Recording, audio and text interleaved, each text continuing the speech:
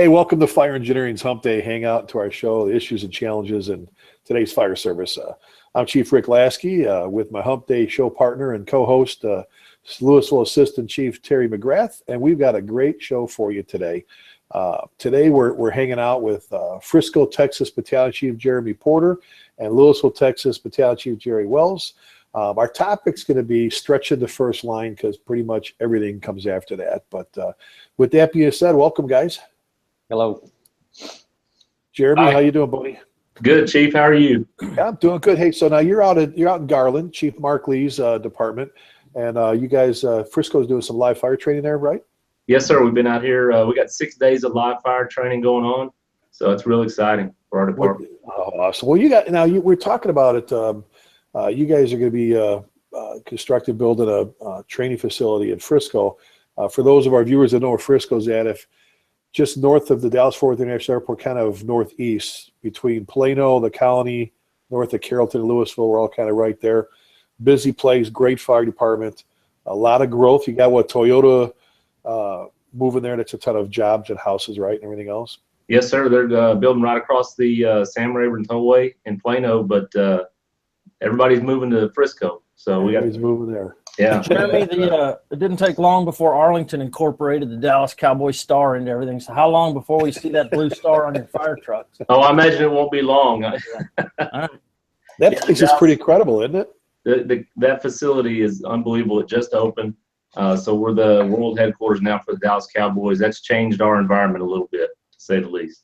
Oh, that plaza is huge. I mean, I remember going out there to watch the Rough Riders. It's a Rangers affiliate, the minor league, and then the Stars, of course, have their world-class practice facility right there. I spent tons of time in the locker room with my son there, but great thing. And tell us, you guys got a great boss. I know that. You got a great chief. How easy is that as a battalion chief, huh? Well, it makes my job a lot easier. Fire Chief Mark Pylan, he came to us from Virginia Beach. He was there 32 years. He's just a phenomenal boss. Everybody that knows him, loves to work for him. Great fireground commander. So it's a real pleasure working for him. Great reputation there. And Jerry, I know we're always bragging on your boss, Chief Tim Tittle. Tim is, I think he was just featured. They did a profile, I just retweeted it this morning or yesterday on Chief T. But Tim's another great one, Jerry. When it comes to being a battalion chief and working for a boss, he's got to be a pleasure to work for. Oh, absolutely. He's easy to get along with, and lets us do our job. That's what I like. Very cool. Well, hey, a reminder to our folks out there, we try to remind you at the beginning of each show, if you have any questions today, fire them off to us on Twitter. Our good friend, our show producer, Shannon, is watching for your tweets, and she'll post them. We'll try to get to them as best we can.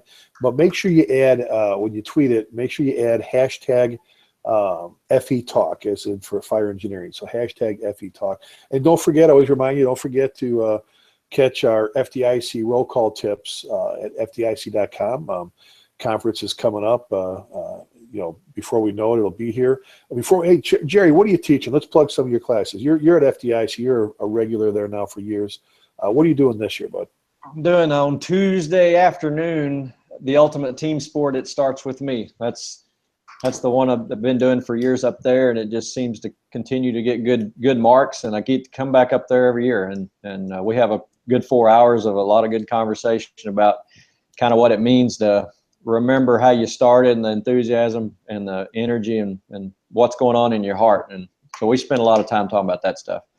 Well, and Terry was bragging on you, the past couple of shows. And one of the things we brought up with our last show, it's some great feedback. We talked about, the next generation hiring the right people.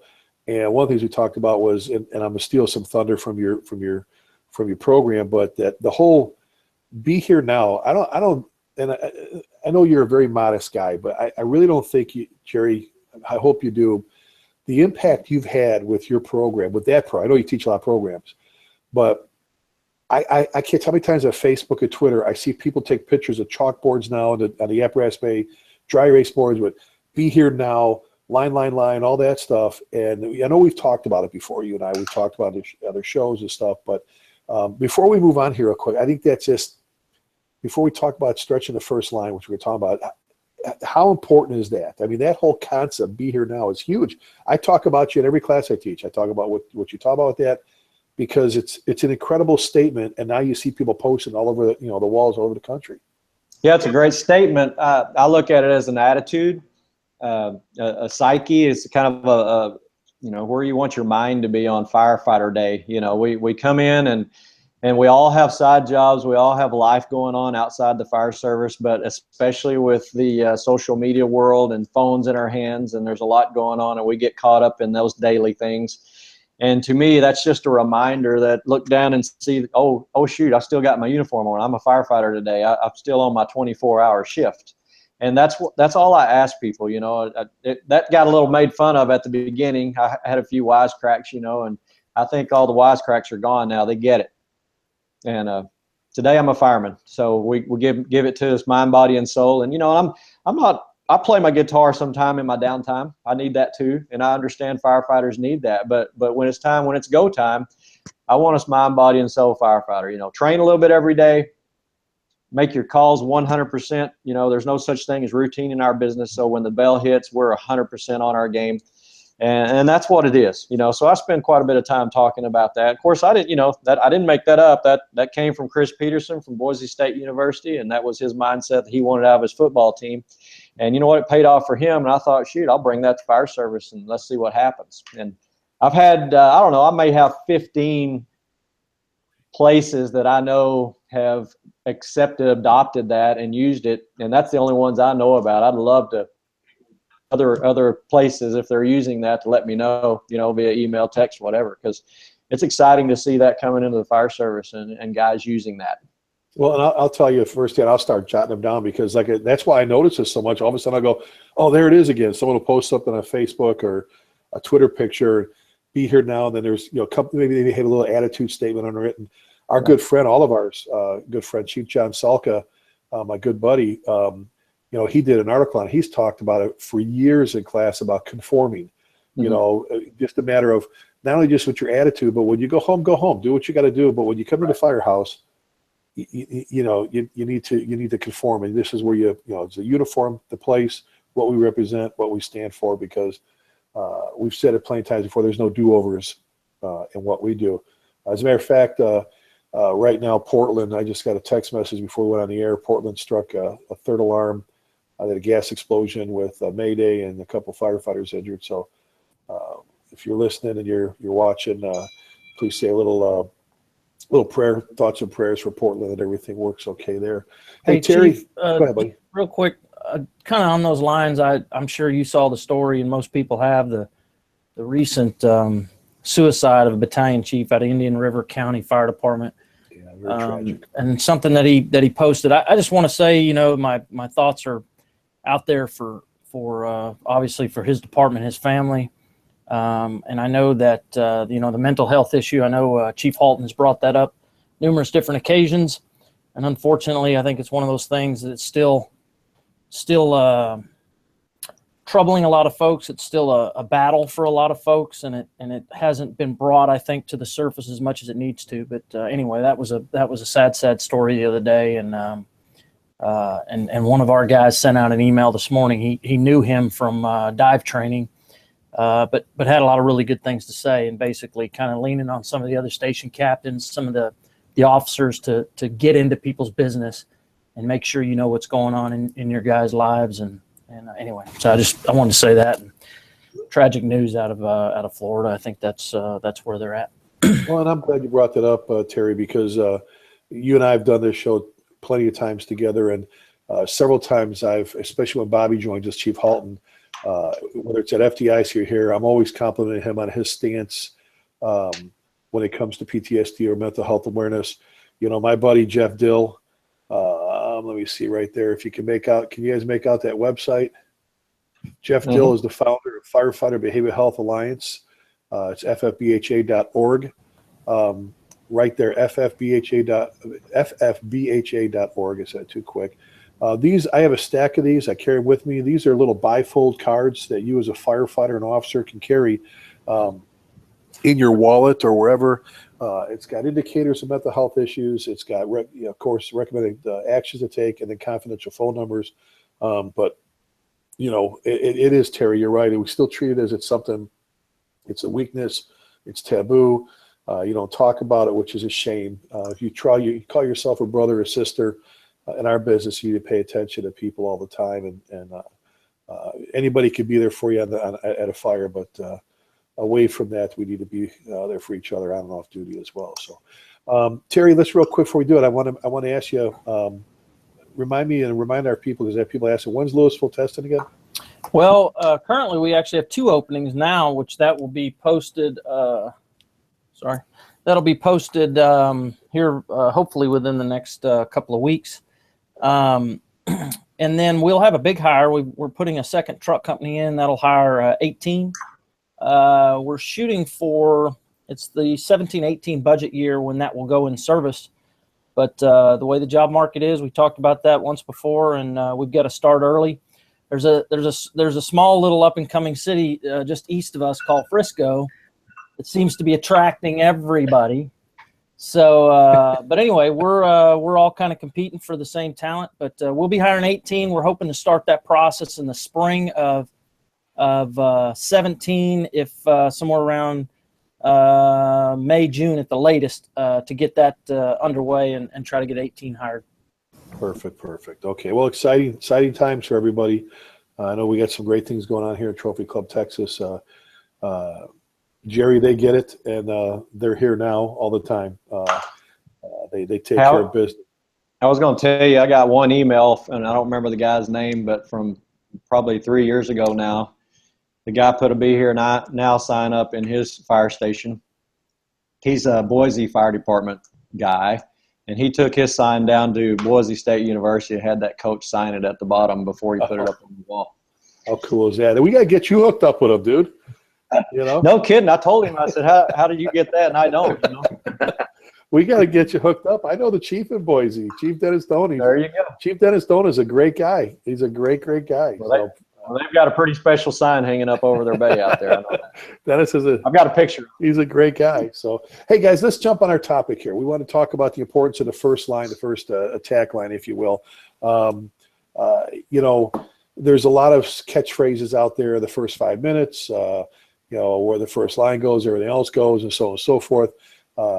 Jerry is a battalion chief. I know when I had the honor of serving as chief there, before you got promoted to BC, you were on a truck. And Jeremy, I know before you got promoted to deputy chief at your previous department, you were on an engine as an engine officer. So it's kind of nice because we've got both, engine truck kind of perspective on the importance of that first hand line. But before we even get into how important it is, let's talk about training with it.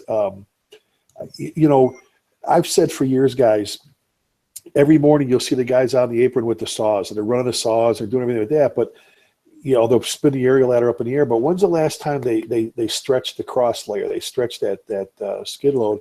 And I'll throw that, Jeremy. I mean, how important it is for your guys, you're a battalion chief, larger department, busy place, to keep you guys motivated to go out and do nothing more difficult, if you will, or I shouldn't say more difficult, any easier than it is to train with. It's already on your pumper. Stretch it. Sure. Yeah, it's a great point, Chief. And we kind of encompass it to focus on what we call the ZIP, or the zero impact period. But everything that reduces the time that it takes to get water on the fire, from the time we set the brake till we put water on the fire, we focus on front porch drills, stretching the first line, being proficient with your air pack, how to carry your tools. So all of those things really go into that. But to your question, stretching the first line, I talk to my company officers about this all the time. Get out and stretch those lines with your crew. Be a part of it. Just like what Jerry talks about, be it here now. Are we focused? Do we know what to do with the first line? Where's it going to go?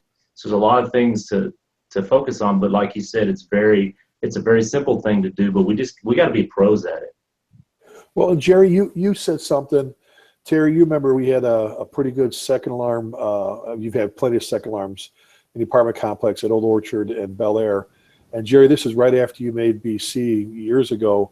When you came in the office, you go, okay, if you notice, I had to get a little loud. And I think it had to do with getting a line into the exposure, but it had to do with getting the first line where it was at. I've always said Louisville is a very safe, aggressive fire department. And I actually use an audio tape with you, JW, you Chief Wells, of, your calmness on the radio, but that first line, whether it's large caliber, it's a big one, hitting it with large caliber stream, and then going after it with a smaller one, that kind of thing. As the fires you run, I don't want to say the frustrations because you don't have that often there because you guys are great guys, but how important is it for you when you get there to see that first line in already working by the time you get there? Oh, it's absolutely important. I had this conversation the other day with a group of people, brand new rookie who didn't make the fire that we had, and she was sitting down at another station listening, waiting for that second alarm so they could come. And she said, "I heard your voice change on the radio." And now I understand she don't know me very well, and this is the first time she's ever heard me on a call. And I said, "I know exactly what you're talking about because this was an offensive. This was a fire that started in the rear of the structure. So the guys went around and put a pretty good blast on the back of the house, and then went around and started in the front door. So at that point, as a BC, you're expecting, okay, I'm giving you 60 seconds, and I'm going to see a change, right? I mean, we're standing out there waiting for smoke. We're waiting for a fire to start diminishing, and that didn't happen. So that's when my voice changed, because now I'm starting to want more information. I'm telling this guy, okay, it's time for a big difference to happen, and we're not getting it. So I started getting amped up, and that don't happen very often for me. So, there's a certain amount of comfort we have when we get there and we see that line flowing, and there's no kinks in it. It's laid out right. And of course we know who our crews are and who's been practicing.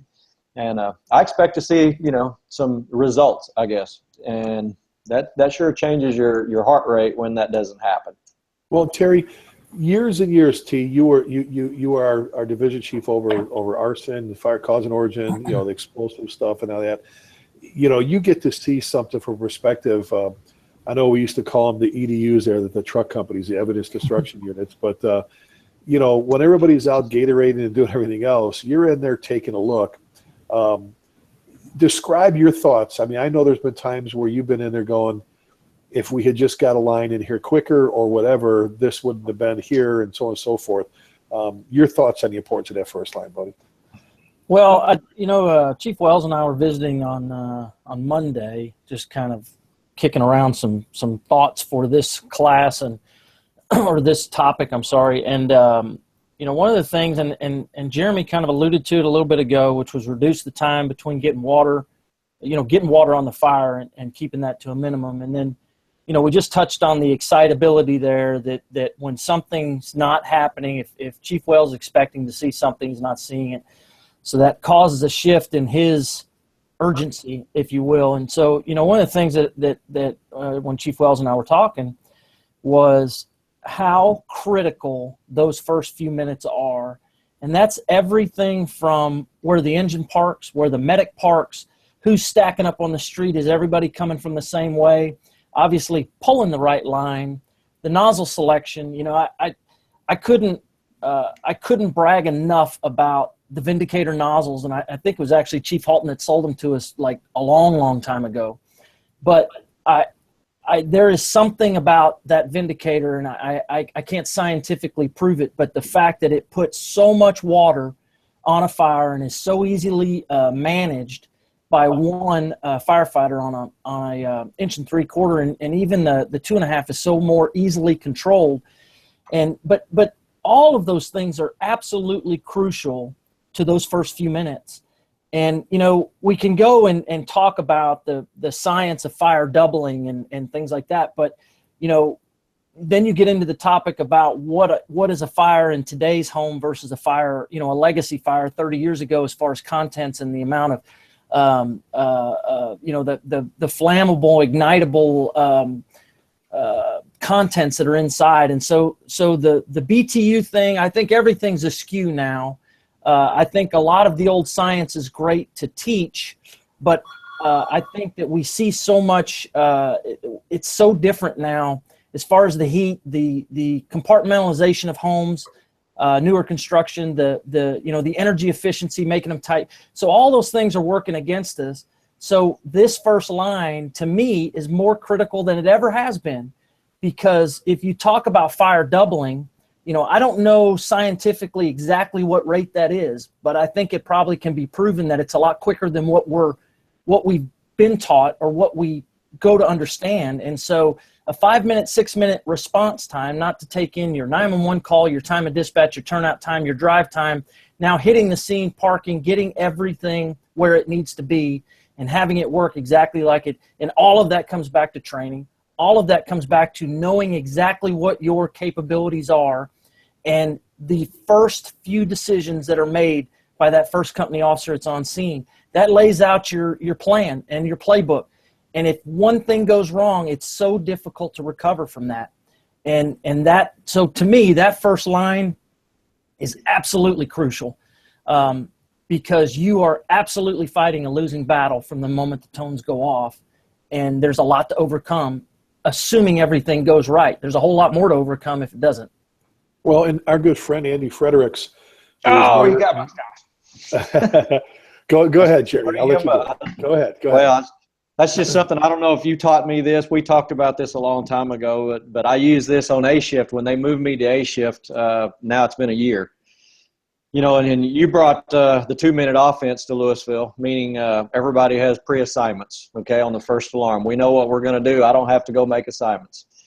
But I told the A shift people that there's one wild card in our 2-minute offense, and that's that first medic on scene, the driver of that rig. He is, quote, air quotes here. I guess this is TV. I don't have to air quote, do I? But his job written in the SOP is to report to Division A for assignment. And I've told B shift and now A shift that you don't report to me for assignment. You are to go to the first in hand line. That's your job. It's done. Never ask me again where you want me. And I told him the story of Andrew Fredericks, Squad 18, New York, killed in 9/11. And I said, years ago he was quoted as saying, if you just put the fire out, you don't have to jump out the windows. We won't have to jump out the windows. Meaning he's talking about the importance of putting water on the fire. That's our number one job. That's what fire departments are known for to the furthest away citizen that don't know anything about us. Oh, they squirt water on fires. Well, you know what? That's what we better get good at, and we better be really efficient at. And that's what Andrew Fredericks was teaching us. If we'll just put water on the fire, all that truck stuff, and I know that came in with his truck versus engine company joking back and forth that they did a lot, but that's what he's saying. If we put the fire out, we don't need all this truck stuff and all this other stuff that goes on. Put a high priority, a good amount of manpower on getting water on the fire, and all the bad stuff goes away. And that's what I told these guys on A shift when I got there. That's our priority. So there's your Andrew Fredericks story from me. And you're right. And exactly. And Andy was also known, he's known for saying so many great things in his classes.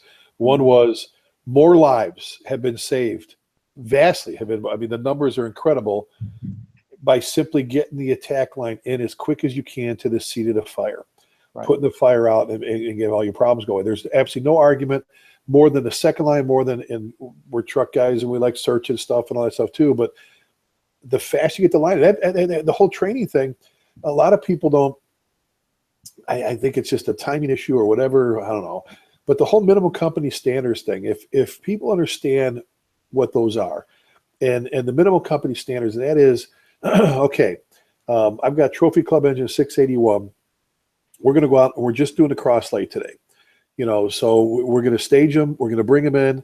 When the moment they set the parking brake, stop to watch, I wanted to establish what our minimum time is that we should be shooting for to stretch a cross lay off the rig, have it flaked out, charged, no kinks, geared, air pack, masked up, everything else good to go, ready to go in, stop to watch. And, you do that a bunch of times with, you do it several times, 3 times usually with that one crew, write down the times. You do it every single crew for that engine, the same thing over and over again, throughout your top, throughout your bottom. You end up with, okay, Chief Porter, Chief Wells, I'm your new guy. When you say you want the cross lay, to the front door in the building fast, is fast 5 minutes, 10 minutes, 3 minutes, or whatever. And now Plus, when you do this with whether it's hitting hydrants, setting the main ladder, cutting holes, everything comes together and you kind of understand about how long it should take for things to happen. And then you get those bad feelings when things don't go right, like you said. But I'm just amazed when we travel I tell this story in class a lot. I remember being at a place and we talked about different hose stretches. And we went out at lunchtime at this firehouse we're teaching, this a couple of years ago, and the guys pulled the crosslay off the engine. And I swear to you, a tree branch come flying off and a smashed up Coke can. And the guys, I said, the Coke can come flying off. And the guys go, oh, that was from the homecoming parade about 3 months ago. And I'm like, 3 months ago, and I'm inside going, guys, it hasn't been 3 months since you pulled that line. And the easiest thing in the world is pull the engine out, back it out, whatever. Have one of your guys pack up whatever and stretch and stretch and stretch and be, one of the things I want to mention before going any further is what you see a lot of people try to do. We're talking about getting a line in as quickly as possible. I just had this discussion in Rochester, New York this past weekend. Great group out there with Walworth and with Ontario, New York. Great people. But one of the points I try to make is you see a lot of and they're usually your go-getters, guys, right? They're your go-getter firefighters. You turn around and they're sitting there in their jumpsuit on the way to the reported structure fire. They have their face piece on, their hood, helmet, and everything on, and they're because in their effort to be good for you, be better for you, and reduce time, they're doing that. But I always ask the question. I said, the NFPA says you have to have all your turnout gear, air pack on, check your seal, gloves, everything, breathing air, in under how many minutes? They go, 02. All right, so you got your gear on. How fast are you supposed to be able to put your SCBA on?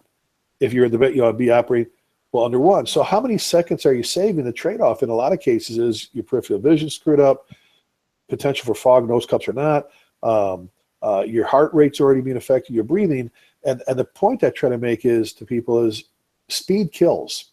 Speed kills, however you apply that to fire service. If you want to be faster at putting your air pack on, then do more dawning doffing drills. Because the seconds you're trying to gain, and it's just what it is, a few seconds, by doing that, the trade-offs are not good. So be better at that. At the same time, the YouTube videos, God bless everybody with their Huckleberries and their iPhones, but you've watched the videos, guys.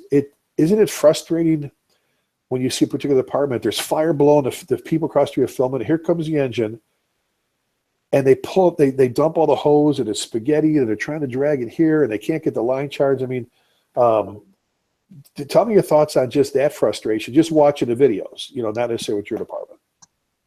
Yeah, I'll speak to that, Chief. We talk about it in our organization all the time.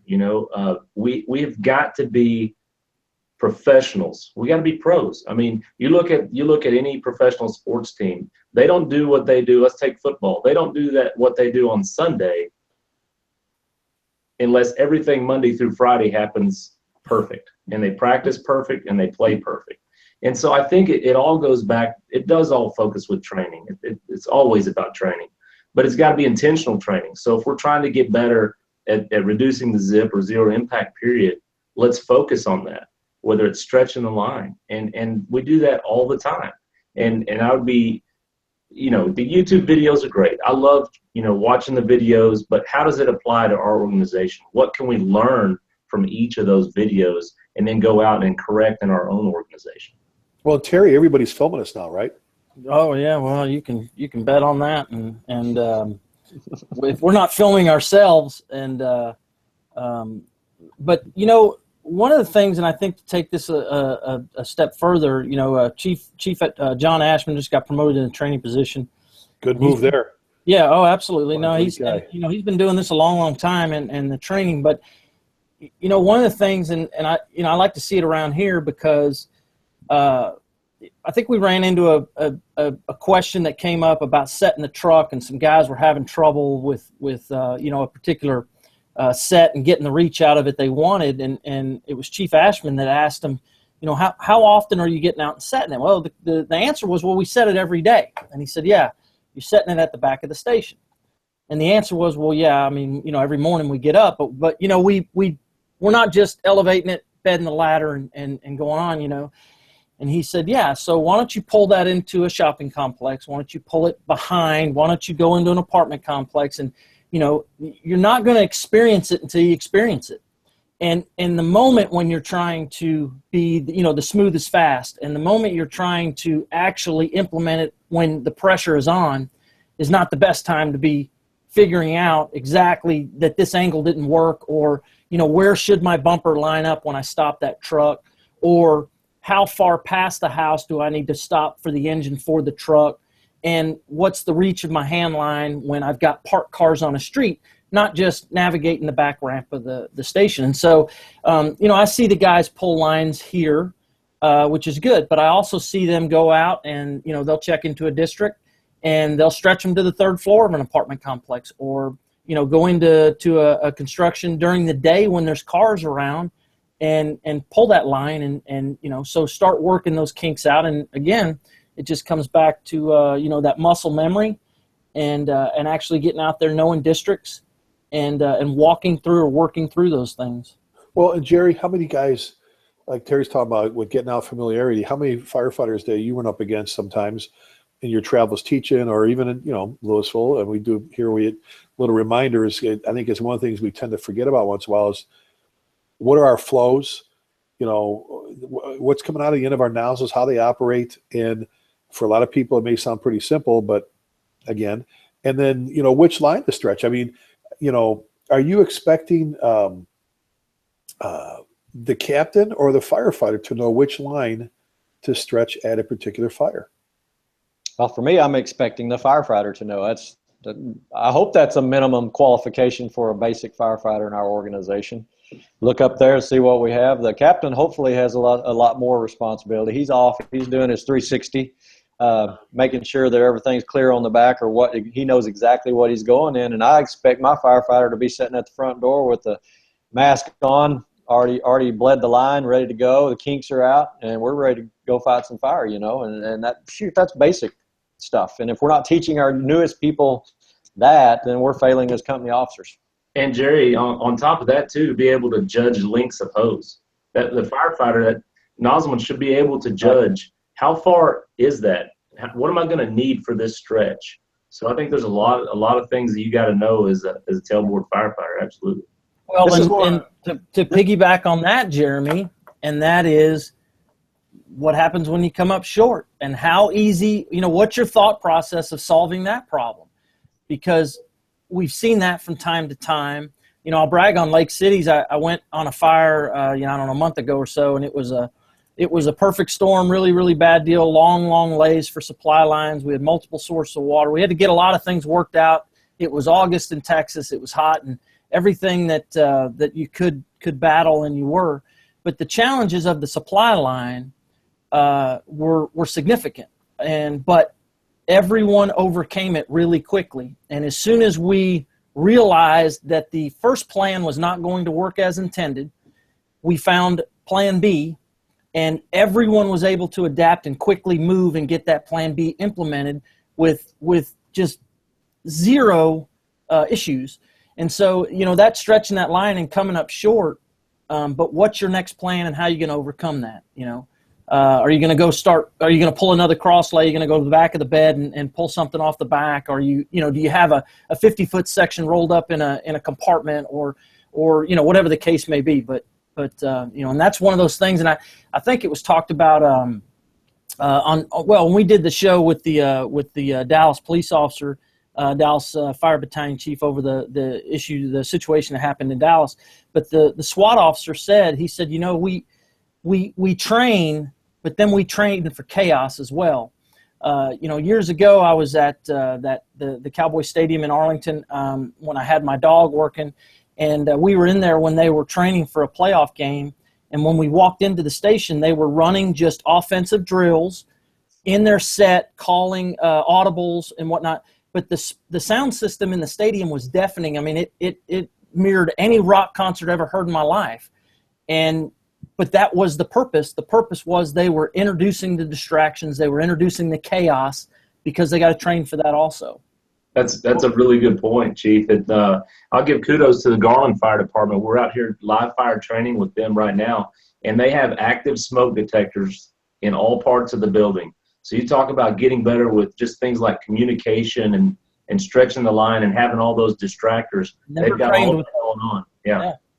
Well, when we did the room orientation drill with Chief Salka and his crew at FDIC every year, and away from there, it was everything from music to noises to things to, I think we're so sterile sometimes. We're crawling into a tower that there's no furniture, or we're using pallets, and straw, and just, and then people get in the real world, and like before they know it, they couldn't talk or whatever, so on and so forth. We're talking about stretching the first line. I know departments I know one department when I first got promoted to captain, and ended up doing training there, one of the first things we fixed is we went from a 350-foot cross-lay pre-connected line back to where it should have been. We had these really big apartment complexes, and every time and then we used to have a lot of fires there, and every time they catch a fire where somebody didn't stretch the hose right, they dropped a bunch of hose behind them, it got stuck over a railing, whatever, and they get in there, but they couldn't get into the bedroom or whatever it was. They just came up short with their stretch. Instead of figuring out the fact, and determining that, well, we didn't stretch all the hose like we should, they added a length to it. And they went from 200 to 250 to 300, 350. And I'm like, so now we're trying to carry this big, gigantic thing instead of just stretching the hose right in the first place. Instead of adding a length, we should have been out stretching hose more. So we fixed that, kind of went backwards. But it's absolutely paramount that the whole training aspect of it, it's so freaking easy to pull out or go somewhere and stretch a line. It's so easy. If you're afraid of people's cars, you go to a park or neighborhood and I'm just saying, goofy as it sounds, you pretend. See those two trees there? Treat that as the front fence. You got to get around here. I want you to get the nozzle to right there. So carry your hose, flake it. Show me you can weave around like you're going around parked cars or whatever, or you're trying to get around playground equipment or, whatever. Show me that because anybody can stretch a line in a parking lot. Anybody can, not to say don't do that and practice streams and, where you should be. And I'm not a big pistol grip fan. I think they should throw them all out. You should have the hose in front of you and so on and so forth instead of doing this thing. But let me ask you guys this. And we've done this for a long time. Let's talk single family dwelling, 1-2 story. Let's just call it 2-story single family dwelling. I know Frisco, same thing here in Trophy Club. We got like McMansions. We've got homes here that would be sprinklered if they were commercial and all that stuff. But even that being said, let's talk entrance here, guys. Okay. You pull up, your officer pulls up. Which door do you want them to stretch the line to? If they're going to pick a door in, I don't care where the fire is at. All right. You've got a front door, you got a back or a side or whatever. Which is the best one to stretch your hose line? Do you think your initial attack line? Well, I'll speak. I think the front door is what's the primary means of egress and ingress into the structure, and a lot of times that's the front door. So I think the front door is the appropriate place to pull the line. JW? All other things being equal, yeah. If you find something in your 360, your officer finds something that might change that a little bit, he may call an audible on that, but all else being equal, the front door is going to be your best shot. Well, and somebody just posted this, and it was a great discussion online. And a couple of thoughts I usually throw out there, especially in class, is okay. And what we could get to transitional attacks here and hitting it from, because a lot of departments, people talk about like it's new. I remember back years and years and years and years ago. I remember when I came to Louisville, Jerry, one of the first fires. In fact, we had a fire Buffalo Bend at corporate. When threes got there, I said, hit it from the outside, slow it down first. Let's do this. Let's gain some. You've done it. You actually had a RIT crew slow something down for your crew on an apartment building you had. Remember that when Adam didn't have any film in the camera. Extended the second floor. But what's key about that front door, unless you're trying to make a little, a transitional attack, you can hit it. What's key about the front door is even whether it's their favorite means of egress or not, which is true in a lot of cases, it's a way tactically to take something a little bit there. And we put this one picture up there where there's a fire on second floor. If it was down the first floor, the owner's saying, no, right here, there's a door right here. So they choose they lose all that hose on the outside along the side to get through a back to come in. This is the initial attack line we're talking, right? The first stretch of the first line. Most stairwells are located, I never say always, but most stairwells in single family dwellings are located where? Right at the front. Yeah, right, somewhere off the front. How many stairwells do you know of have a door at the top of the stairs in a single family dwelling? No. So that being said, you've got a fire over here and you decide to go through the back door. everything you still have. If you have anybody upstairs, that the whole point of getting in and doing everything you can with that attack line is I get to the front. If I have to go to the right, I still got the stairwell protected. So if Jerry and his crew go in behind me and they go upstairs to search, I got their asses covered. Nothing's going to get to the stairwell and compromise the stairwell on them. When I come in the other way, I totally flip that. You know, I waste a lot of hose on the outside where if we could lose all that hose on the front lawn and stretch it where it's flaked this away so it goes right in the front door, then we go in, we go left, right, we go up, down, whatever we have to do. But we've got a little bit more control over the stairwell. You know, I'm not saying don't do a transitional attack. What I'm saying is when you make your interior attack, Sure. you always want, I think the majority of the time, the vast majority, it's got to be, like you said, Jerry, it's got to be really rare that you're going to choose a different door, because everywhere you need to go is off that front door, and including the fact that if it's a 2-story, or let's say bedrooms, you got the kitchen to the right, and you're a 1-story ranch. We've always said one of the things you could do to best protect the occupants is draw a line in the sand, put a line between the fire and the potential occupants. You can't do that when you go around, come this way, and now you're actually, you know, letting everything get that way. So, one point on that, Chief. Those are great points.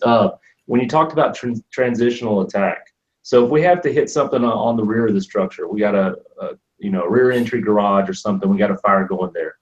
We pull that first line and hit that to darken it down. My expectation is that the driver already has the second line waiting at the front door, and now that crew comes back around, goes right inside, and goes to work. well, that again, the versatility of an 1 3/4 line. Some places use 2 inch like here, but the versatility helps you if you have to get back and forth. But that brings up a question, Terry. I know you're working hard there in your role as assistant chief, especially with the hiring and promotions and recruiting. You know, we're always fighting for better staffing. Not everybody runs with 5 guys in an engine like they do maybe in Chicago, New York City, and so on and so forth. I think, in my experience, and all you guys get out there and teach and visit with people, it seems like the 3-person company, those guys and gals, the driver, the captain, lieutenant, the firefighter, seems like we're running a lot more of 3-member companies if you ask the whole fire service, more than we're doing 4, 5, or 2. So let's talk about that for a couple of minutes here, about the importance. Now you've got a captain and a firefighter ride backwards. Captain gets out maybe to do a 360, or lieutenant. A lot of work on the shoulders of that firefighter, is there not? Yeah, absolutely. But, you know, the funny thing is, and we are extremely fortunate here in Louisville, we run a 5-man truck, and a majority of our engines are 3 if we run with extra staffing. But we added a second medic to our first alarm responses, so that's 2 medics. But, you know, the one thing that we've done is we've added personnel on that response, that initial 1-alarm response, and it's done tremendous things for us. But we've also added tasks. So the first engine company there that's stretching that first line, the thing that we're talking about is so pivotal, so critical. Now, Chief Wells has tackled that particular situation with adding the extra person off the medic. So to clarify, our medic stops, and the one medic, one person will get out, address the hydrant, and help the engineer get that supply line set. And then the second medic gears up and reports to that first-in hose line to assist them, because I don't count that officer on that first one, because he's got a 360 or at least a 180 to do, because, you know, time is of the essence. But if he's bogged down, pulling line, trying to check, you know, help to pull some ceiling as they're making their entryway and whatever. But his role needs to be assessing what they're going into. His role needs to be, keeping his head on a swivel and watching his crew, i.e. one other guy. So although we're adding staffing to our fires, that staffing's not necessarily seen on that first in line. So they still have a tremendous job ahead of them to do it safely and do it effectively. And now adding that extra medic, because, you know, you're not going to get far inside that house before someone's got to feed you a line. And so, you know, all those special things. But we went to 5 people on our truck, but we've got an OV person that's coming off of that truck, and then they split to a high-low position where we've got, you know, 5 guys. One of them's OV, 2 of them are low to go in and do search, 2 of them are high to go take care of ventilation. So it still leaves just, you know, 2 people on that first line, less their engineer. So a lot to be done, and none of that has changed between today and 20 years ago, because although the staffing at the first alarm has increased, we haven't increased anything in that position. Well, that's all the more reason that guys got to get out and practice stretching that cross. Let's say you just talk a cross lay here. Some people do the skid lines. Getting out there and training every day, where one firefighter should be able to clear the bed, carry the hose, flake it out, get it ready, call, and I think sometimes it's almost like somebody's around waiting for that third person and they're not coming. Jerry, I think one of the comments you made before, and I do another Jerry Wells imitation when I teach classes about when we especially do tactics. I remember you came in the office. There's a couple ones. One, when you told me your cell phone don't ring anymore, I thought that was classic. I said, because I have an article coming out, and it was, Jeremy, you'll like this. Jerry comes in, he takes his cell phone, he throws it on a desk because I need a new one. I go, why? He goes, it's not ringing anymore. And I said, oh, that's because you're one of us. And Jerry goes, no, I'm still a good guy. And I go, well, we're all still good guys, but you're a chief now there, Chief Wells. That's why this is years ago when he got promoted. But the other thing was, Jerry, you came in my office. I remember you saying this, and you were kind of beaming. You came in, you had your bunker pants on, and you go, I think I've arrived. And I said, what do you mean? You go, you know what? We're working so hard. We're training everything. I think we had a second alarm fire, whatever. You said, I got out. These were the orders I gave at this fire. I went, I don't think you got a word out except for some noises. And I'm like, how cool is that, where your guys just roll up and go to work and know exactly what they're going to do without having somebody have to hold their hand. I tell the story. I remember when I first got there, I have the tape. I got that. We got one line going in. We got an exposure lighting off. And I get this, command from engine 162. We're approaching scene. Do you have an assignment? And I said, affirmative. Return to quarters to study your SOG book. And I asked three, and they came up, thought I was kidding them. I go, at the time, I think I said, we're paying you like $90,000 a year, and you don't know what the second due engine does here? Right. I mean, oh my God. I mean, so I thought that was a great thing, Jerry, that you said, I didn't have to give any orders. So, hey, okay, let's address this. Two story. All right. I'll give you, we're not sure if everybody's out. There may be a kid upstairs, whatever. A little urgency in this. Stretching the first line, we go to the front door. Got a good fire downstairs. Crew knocks it, and up they go. Give me some concerns you have. You're the BC. You pull up. The first line stretched. They hit the fire to the first floor, but they're trying to get to the second floor because they think they got someone up there. What are we thinking right away? What are some of your concerns? Well, first of all, you're thinking, is there a second fire? You're also thinking, where's my second line coming? Now I've just coming. I've hit the initial fire. We're never going to assume that they knocked it all the way out, so that can rekindle. It can fire back up. Now it's coming up behind you, so you're going to have to put your second line in there on top of that. Communication.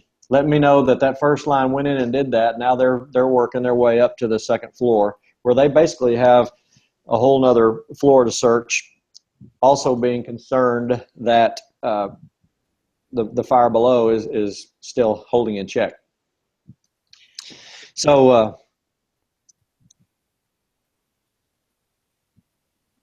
I guess that's it. When they go into, this goes back to hose lays and stuff. When they go in there and put initial knockdown like that, and then they decide they're going to go ahead and go up to the second floor, you're almost pulling back and starting over with your hose lay and handling that hose. And that's why I'm kind of regressing a little, or digressing a little bit, but that's why learning to handle that hose is so important when it's not go time, because at that particular point, you go in, you put a fire out. Now you got to back up and reset, start back over on a second floor landing, going into a second floor and starting the same work again.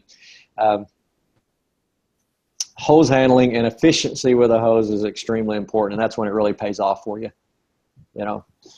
So from a BC point of view, though, that I want to know that that's what's been done, and then I've got a second line coming in to make sure that first fire is in check, and I've got a backup line protecting that stairwell because now I've got crews working above the fire.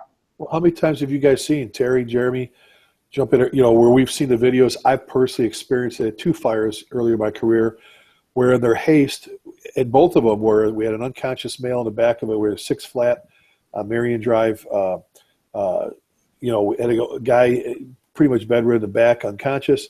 And then, we had another one not too far from there with a mom and 2 kids on the 3rd floor of a 12-unit 3-story. Fires on the 1st floor, they hit it, and they go all the way up the stairs in a hurry to get up there, and it lit off on the 1st floor again on them. And now you got the stairwells breached, with fire because you didn't get, what I'm saying, in our haste to get up the stairs with the line, we didn't make sure we killed off the enemy on the first floor. And you see those happen quite often where we don't kill off our enemy. One of the things I preach a lot, and I haven't never used this term, and it just hit me, is division of labor. Discipline on the fire ground. We've hit in our organization, we're big enough now, some of the guys just have 1 or 2 tasks to do and it's over.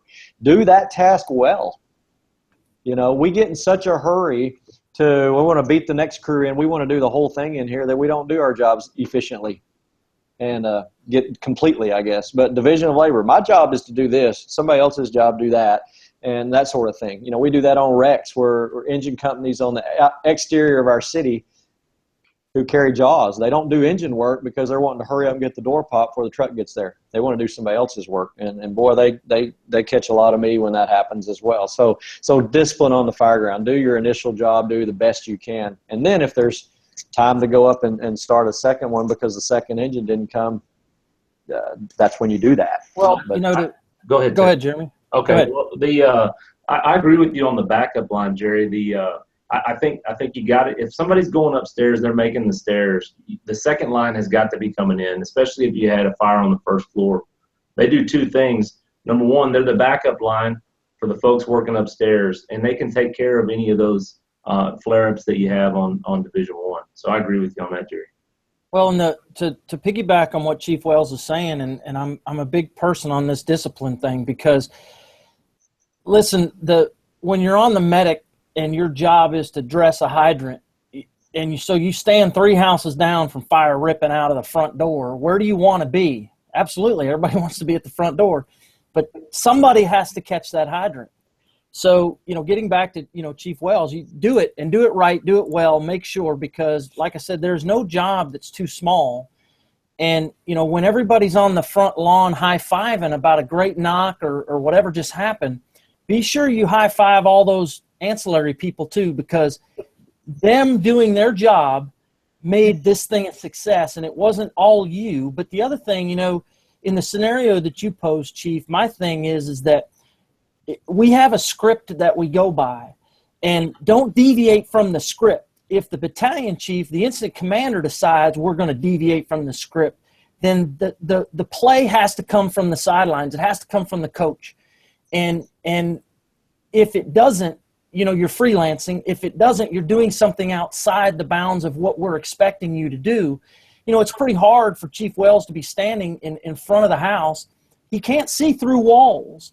So if you decide to drop your line and run upstairs to do something, he's got the next crew doing the next thing. And if if the play needs to be audible, let him audible it. Communicate. Obviously, if there's a concern, something that he doesn't, you communicate that. But he gets to make that decision, and I think that's absolutely key to everyone's survival and safety. Well, and we've fallen victim to that, where it's the good intentions. I call it the good intended freelancing, where they're deviating from the plan, which is wrong, but they're doing it because they think they're helping, which they're not. And I love the fact you guys brought up, because I'm a big one. Stick to your task. The fire service is a task-driven kind of thing. If your job is to stretch initial attack line, then do that. If your job is to back up, then back up. If your job is to do RIT, then do RIT, truck, all that different stuff. And when people deviate, the bad things happen. I remember a line of duty death that happened December 6th, 1989, where a deputy chief grabbed the engine crew, come around the back, and had him do something different. A truck crew came around the back, opened up the joint, not knowing it just fed the fire. Just as soon as we start doing that, we don't tell the coaches, we don't tell Chief Porter, Chief Wells, hey, if you're in the back, even if you're an officer in the back, a chief, whatever you say, I deviated or whatever, hey, I took your engine crew. If you tell them that you're doing something different as a chief officer or someone else in the back of the building somewhere else where they can't see, you're hurting them just like the guy inside or gal inside had decided to do something different than what they wanted you to do. One question that we haven't, we got a few more minutes here, but I want to definitely hit this one. Let me ask you guys, because I just went through this here. Like I said, we got some great guys in Trophy Club. We really do. We talked about making that, as people call it, the quick attack, or first line using tank water. And I think we still have some that have 500-gallon tanks. I think a lot of Quints have 4 to 6, depending on what it is. A lot of the engines nowadays are doing the 700 or 750, and 30 of it's foam, 20. So let me ask you this. We're talking stretching that first line. Tell me your thoughts. You know, and it's a question we pose when we do our first new officer or the fireground scenarios is, can you begin that attack, that initial attack, using tank water alone?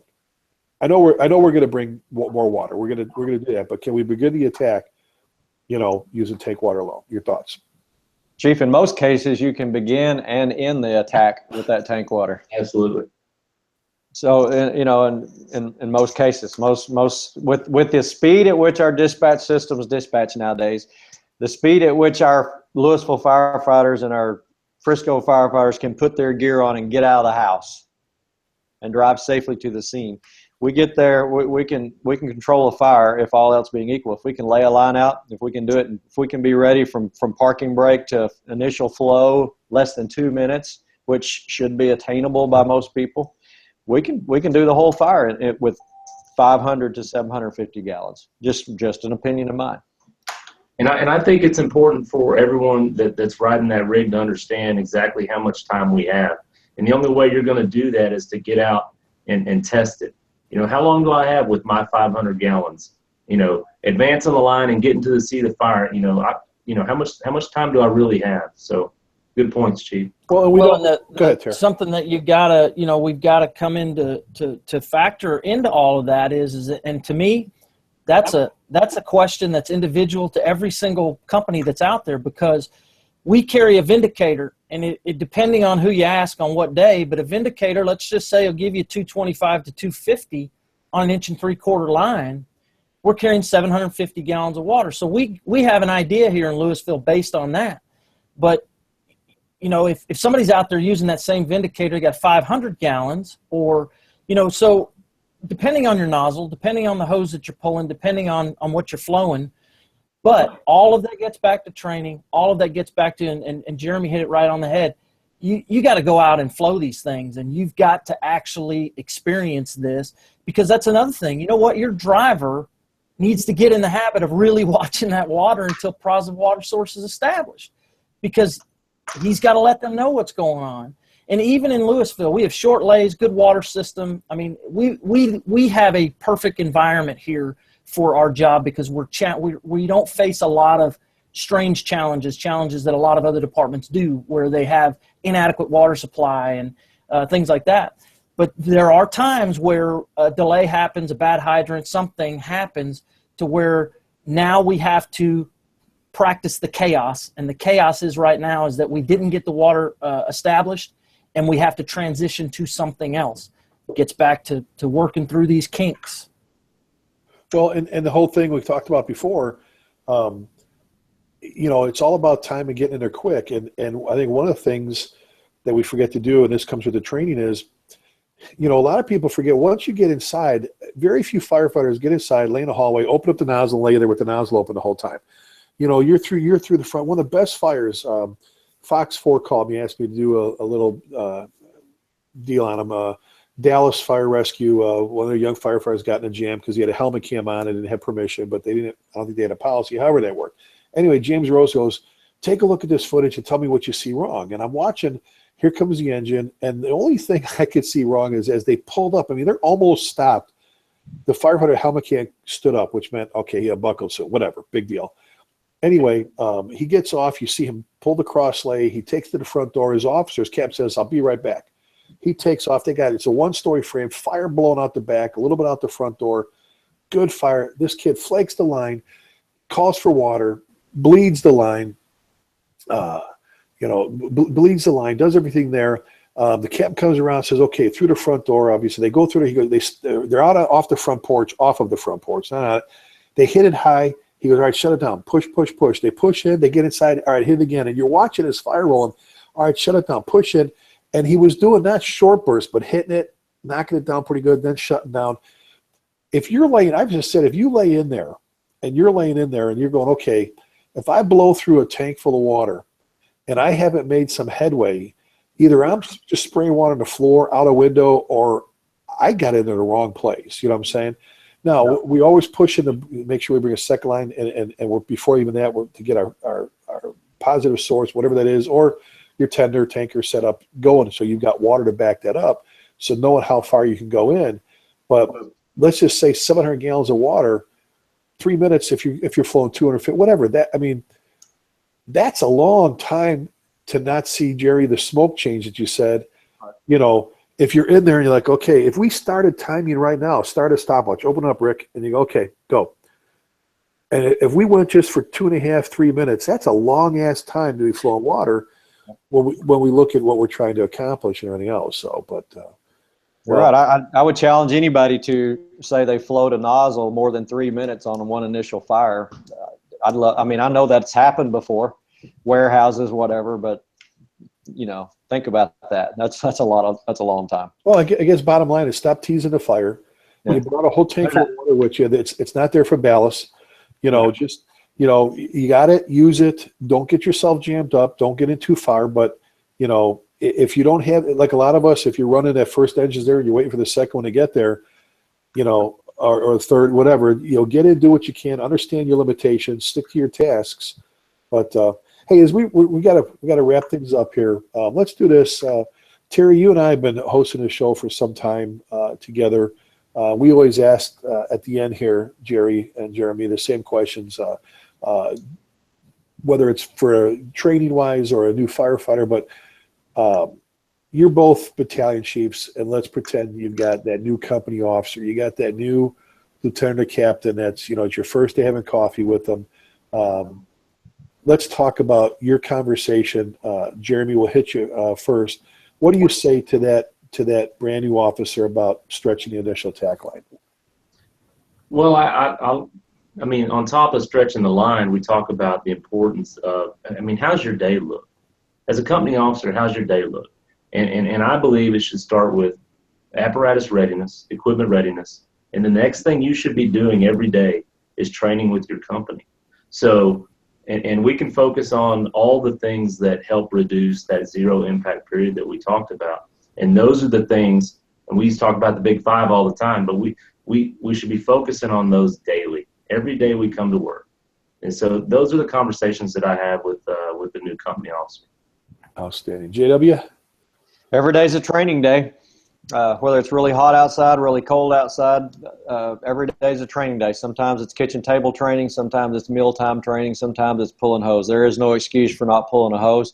And I always tell them the story of it was one of the funniest things I've ever seen in the fire service. Was one of the days that I got to ride on a 4-man engine company. We pulled up to a pretty good little fire, and the other fireman on the other side pulled the crosslay, had it on his shoulder, turned, took one step, tripped over the curb, fell flat on his face with the whole crosslay, 200 feet, laying on top of him. It was the funniest thing when I walked around the back of the engine and looked down and saw him laying underneath all that. I didn't know he was under there, actually. He was covered. The simplest, craziest things, silly things can happen. So there is no excuse for not practicing. And my other challenge to add to all of this conversation is when we practice laying out line, it doesn't take but about another 2 minutes to go ahead and get that driver engineer. Once the fireman says, I'm ready, charge that line only to about, let's pick a number of 125. Not a super high pressure, not too low, but let's see where the kinks are. Did you do it well enough to get the kinks out? So that's a minimum standard for that little drill. And then the last thing I would say to that is, one of the most frustrating things I ever see when it's cleanup time, mop-up time, is the conversation around the tray where the crosslay is getting loaded back into the tray when the guys are arguing over what's the right way to put the load in. Well, we need to do this, we need to do this. This absolutely wears me out, and it still happens regularly. Everybody's got their own way of loading the hose, and we're supposed to have this absolutely one way we do it. But that tells me one thing: we're not practicing. Elbow grease. That's what I say, elbow grease. Well, if you got to get pictures out, I've seen people have laminated pictures on how to reload a hose. If it don't go on easy, it don't come off easy. Right. Terry? You know, the one thing that I'll say, we touched on this earlier, and that's slow down. You know, Chief Wells does an exceptional job of instilling calmness in his transmission, and he talks about this and it's an intentional act, but it goes a long way to really setting a great environment in a very chaotic scenario. But if there was a not too long ago, we had one alarm tones go off, and really it's kind of funny to sit in our training room with half the shift in there when the one alarm tones go off, because everyone will vacate that room. They ain't heard nothing but a tone, and everyone is running to their apparatus. Well, this happened one day, and the call was at a Walmart. We have more than one Walmart in Louisville, and one of the medic crews jumped on their medic and headed to their Walmart and checked out, gave a size up, the whole bit, and the fire call was at the other Walmart on the opposite end of town. Now, it's funny, and we laughed about it, but it gets back to setting that tone, and chaos breeds chaos in this business. I firmly believe that, and when you're yelling and screaming, when the medic shows up and gives a size up, and in their voice, it seems like everyone kind of surpasses the last person when that energy gets going. And so I think it's really important for that first-in officer, even the medic crew that's given a size up. You know, the old saying, act like you've been here before, whatever, but make it your goal to set the tone of how the rest of this is going to work. Because if you're excited, they're going to be excited. And if you're just a little bit elevated, they're going to be a little bit more elevated. So that's my thing, is just, I think through training, you've got preparation. Now you're waiting for the opportunity. When all of that comes together, you're going to do a famous job, and that's what you're being paid to do, and that's what you want to do. But it starts with the training, and then, you know, it ends with you being able to pull it off, and that has to be done in a calm and a calculated manner. Well, so many great points. We covered so much great. The hour always flies by. We talk about this all the time. It always flies by. Jeremy, I loved the point you made about the zip to zero, training hard at that zero impact period right there at the get-go. Jerry, about training, stick to your tasks. Terry, you know, slowing down, just slow down. It doesn't mean you have to work in slow motion, but, you know, speed kills, and let's see everything we're doing. This all goes back to training. Incredible. And I'll speak for Terry here real quick. I know he's going to say a few words. Jeremy and Jerry, thank you so much for coming on with us today. It's been awesome, man. Yes, sir. Thanks for having us, Chief. Well, and our next show date is November 16th. You can catch some great shows. We say this every week, pretty much every Wednesday here at 12 noon Central Time, 1 p.m. Eastern. You get to interact with some great people, some great shows, just like there's some great radio shows going on as well at fireengineering.com. We're on Facebook and Twitter. The web, you can get a hold of us.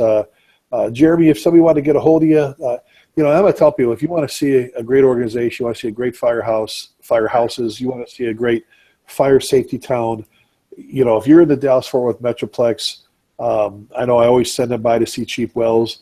But Jeremy, if they want to get a hold of you to talk to you, maybe have you come out teach, or just for a visit, come maybe ride out or just visit, have a cup of coffee, what's an email address that would be good for them? jporter@friscofire.com, and that's the easiest way to get a hold of me.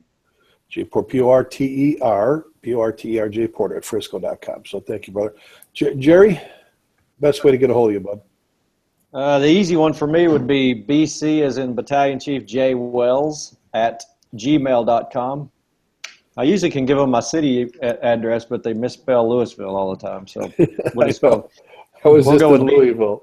Yeah, Louisville. I was just in Louisville. Hey, can I shout out to Missouri? Sure.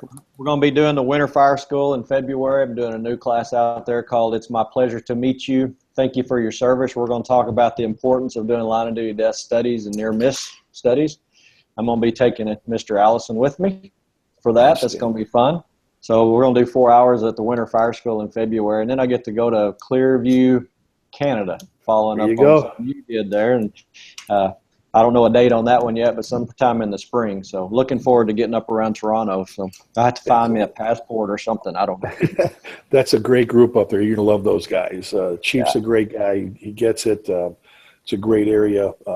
By the way, if you're at FDIC this year, folks, the greatest show, I'll be pushing it big time when we get closer. But if you're going to be there, you need to sit through Andy Allison's class.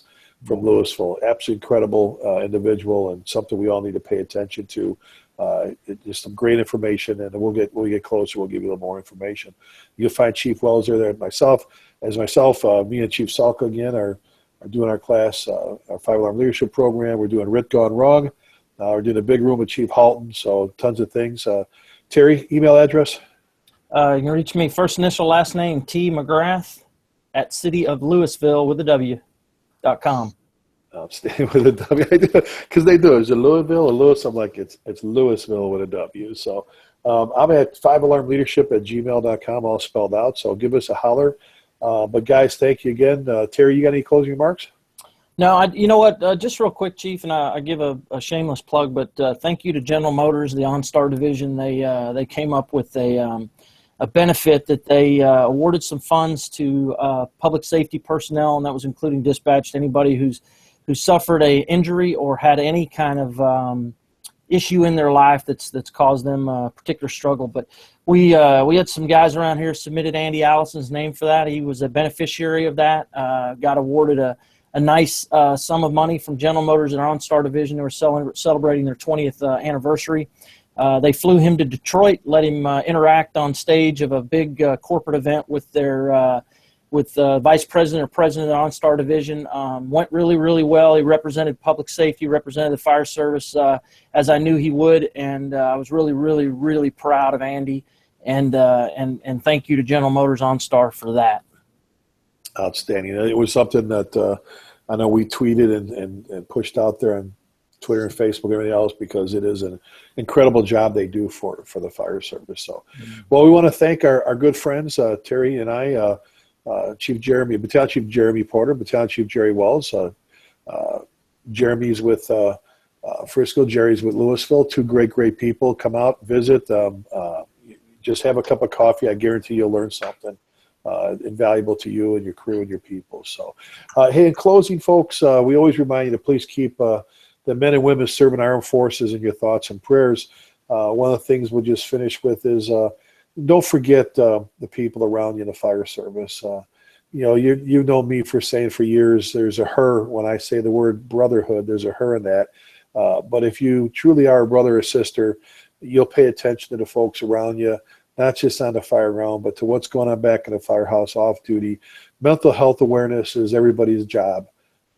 If you are a boss of any kind or a leader of any kind, senior firefighter, take the EAP phone number, put it in your cell phone. Don't wait for someone to have to call and get it off the board or out of a book or off the intranet or whatever. You got the phone number for Joe's Pizza and Wang's Chinese food. Put the EAP phone number in there, because 9 times out of 10, if you have to get that for one of your folks, it's going to be when you're not at the firehouse. So let's really work together and take a better stance, a more proactive stance to help on our folks. That it's not normal for a firefighter. There you go. It's not normal for a firefighter to see what they see, to do what they do, let alone deal with the regular things that go on in your life. So never forgetting means never forgetting. So let's all live up to that. So take care. And we never end any of our shows without 2 very important words, and that's be safe.